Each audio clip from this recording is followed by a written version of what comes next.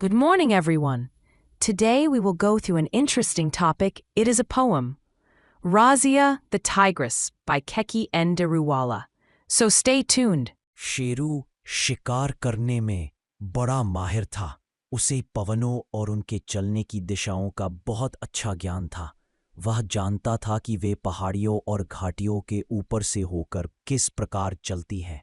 वह उन जगहों के बारे में भी जानता था जहां रात के दौरान कोई हवा नहीं चलती थी और एक भी पत्ता हिला नहीं करता था। वह जगह बिल्कुल शांत हुआ करती थी जहां वह छिपकर बैठे हुए अपने शिकार की प्रतीक्षा कर सकता था। शेरू जानता था कि वर्ष के किस समय के दौरान कौन सी हवाएं चलती हैं और वे किस रास्ते से होकर गुजरती हैं। वह इस बात को भी जानता था कि मृगों का झुंड उसके बारे में सूंघ कर जान सकता था यदि वे हवा के नीचे वाली दिशा में होंगे तथा वह ऊपर वाली दिशा में होगा। इसलिए वह अपने पेट के बल झुककर रेंगने वाली स्थिति बनाए हुए पड़ा रहता। शेरू मृगों के द्वारा सूंघकर पता चलने से बचना चाहता था। वह झुककर पड़ा रहता और रेंगते हुए एक गोलाई वाला रास्ता धारण कर लेता।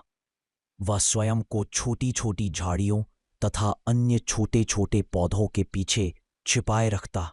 जब उसे इस बात का निश्चय हो जाता, वह इस बात को भी जानता था। मेरा नाम रज़िया है। मैं एक मादा बाघ हूँ। मैं एक जंगल में रहती हूँ।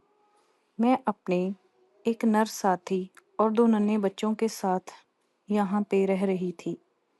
मेरे बच्चे तो अभी बहुत छोटे थे। उनका तो अभी कोई नाम भी नहीं रखा था। शेरू जो कि मेरा नर साथी था, रज़िया यानी कि मुझे और मेरे बच्चों को छोड़कर भाग गया। इसके अलावा मुझे अपने बच्चों की बहुत फ़िक्र रहती है। मुझे बहुत डर रहता है कि किसी दिन कोई शिकारी या चोर आएगा, मेरे छोटे-छोटे बच्चों को मार गिराएगा।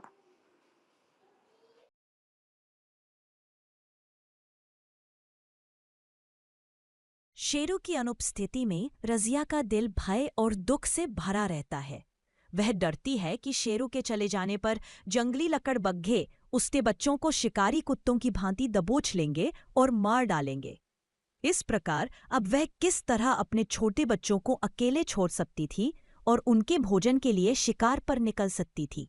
इस प्रकार मादा बाघ रज़िया अब अपने दिन भय में काटती है। वह जंगली लकड़बग्घों के द्वारा अपने बच्चों के मारे जाने के भय से उन्हें अकेले नहीं छोड़ सकती।